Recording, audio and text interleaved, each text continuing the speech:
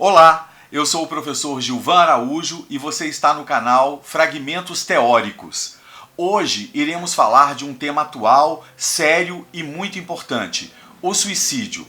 Mas antes, não esqueça de dar um like no nosso vídeo, inscrever-se no nosso canal e inserir o sininho para receber todas as nossas postagens. Bem, sem mais demora, vamos ao que interessa? Solta a vinheta, Ivo!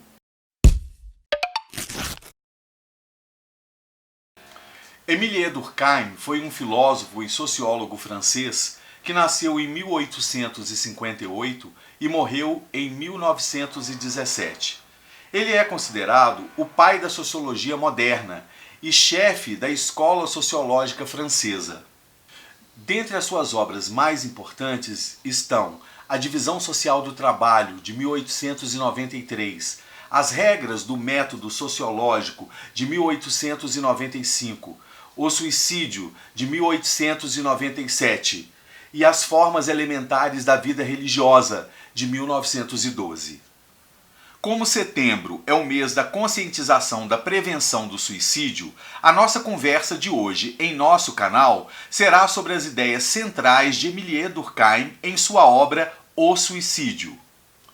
Primeiro é importante dizer que, nas palavras de Durkheim, o suicídio é todo caso de morte que resulta direta ou indiretamente de um ato positivo ou negativo executado pela própria vítima e que ela saiba que deveria produzir esse resultado.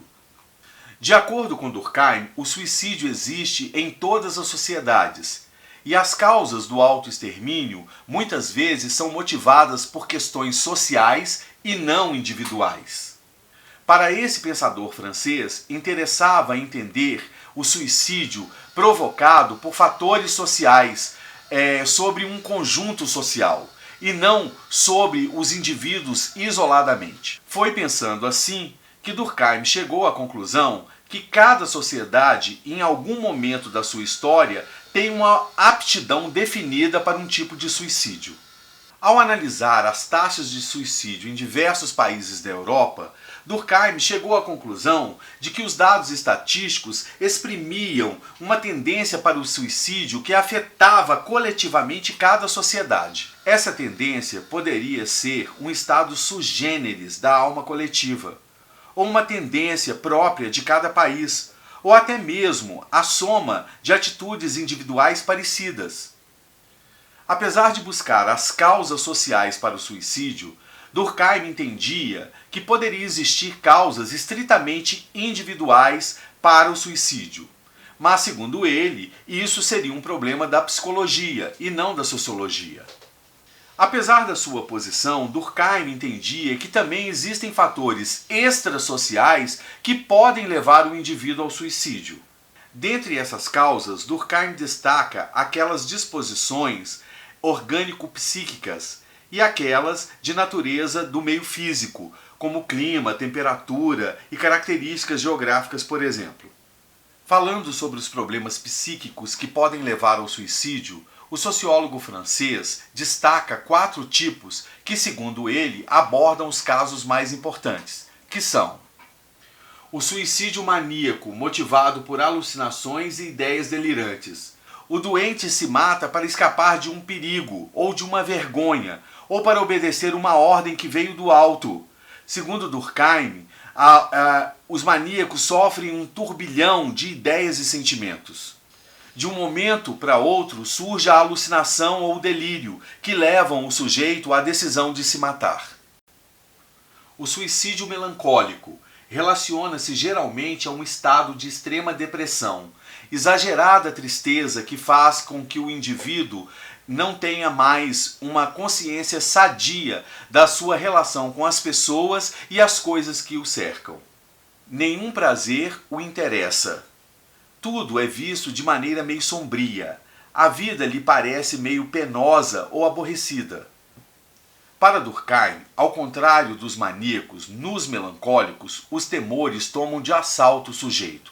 Nessa categoria, os pacientes planejam calmamente os meios pelos quais irão se auto-exterminar. O suicídio obsessivo não é causado por nenhum motivo especial, real ou imaginário, mas tão somente pela ideia fixa da morte. O suicida obsessivo se torna obcecado pelo desejo de se matar, embora ele tenha consciência de que não existe nenhum motivo para isso. Durkheim compara a pulsão desse tipo de suicida com a do cleptomaníaco para o roubo e a do piromaníaco para atear fogo. O quarto e último tipo de suicídio provocado por problemas psíquicos é o que Durkheim denomina de suicídio impulsivo ou automático. As ideias de suicídio nos pacientes acometidos por esse tipo surgem de repente, sem nenhum antecedente intelectual. A visão de uma faca, um passeio à beira do abismo, uma janela aberta são suficientes para que nasça a ideia de suicídio repentinamente na cabeça do doente. E o ato segue-se numa rapidez tal que muitas vezes nem o próprio indivíduo tem consciência do que se passou com ele. Pensando nas causas sociais, que são o objeto central dos estudos de Durkheim, existem 3 tipos de suicídio: o egoísta, o altruísta e o anômico. Suicídio egoísta ocorre por indiferença do indivíduo às regulamentações das forças sociais. Nesse caso, o indivíduo se afasta da convivência de outros seres humanos, como se sua própria companhia fosse suficiente e desse conta da sua própria existência.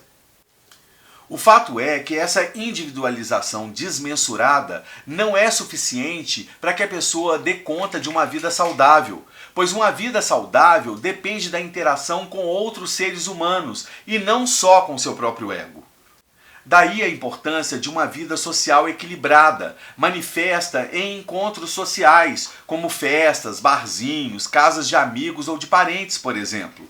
No denominado por Durkheim suicídio egoísta, os laços entre o indivíduo e a sociedade são rompidos ou afrouxados, fazendo com que a pessoa não veja mais sentido na vida, não encontre mais razão para viver e, por isso, busca o suicídio.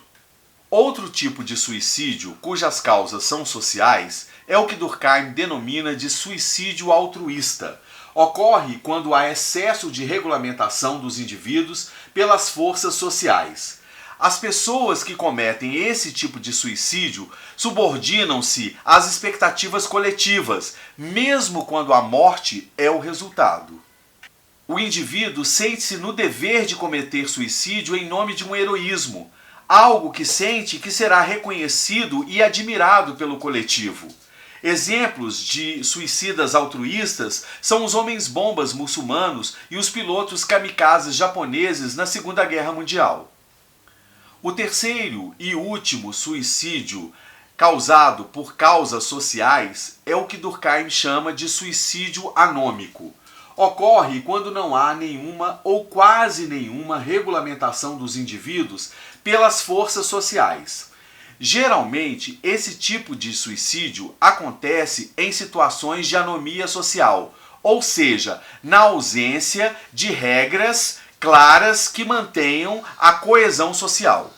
Como, por exemplo, situações de caos provocados por grandes mudanças sociais, crises econômicas, como, por exemplo, a crise econômica provocada pela queda da Bolsa de Valores de Nova York em 1929, quando milhares de pessoas perderam muito dinheiro e passaram de uma condição socioeconômica estável para uma situação socioeconômica completamente desesperadora. Ao contrário do que se possa pensar, segundo Durkheim, o suicídio anômico é mais comum em países ricos, já que em países pobres a população já está mais acostumada a lidar com a anomia social. É importante dizer que, para Durkheim, os indivíduos têm um certo nível de integração com seus grupos, o que ele chama de integração social. Níveis de integração social anormais, muito alto ou muito baixo, podem contribuir para o aumento das taxas de suicídio. Níveis baixos, porque a baixa integração social resulta-se de uma sociedade desorganizada, que leva os indivíduos a buscarem o suicídio como última alternativa. Níveis altos dessa mesma integração social também pode levar as pessoas ao suicídio.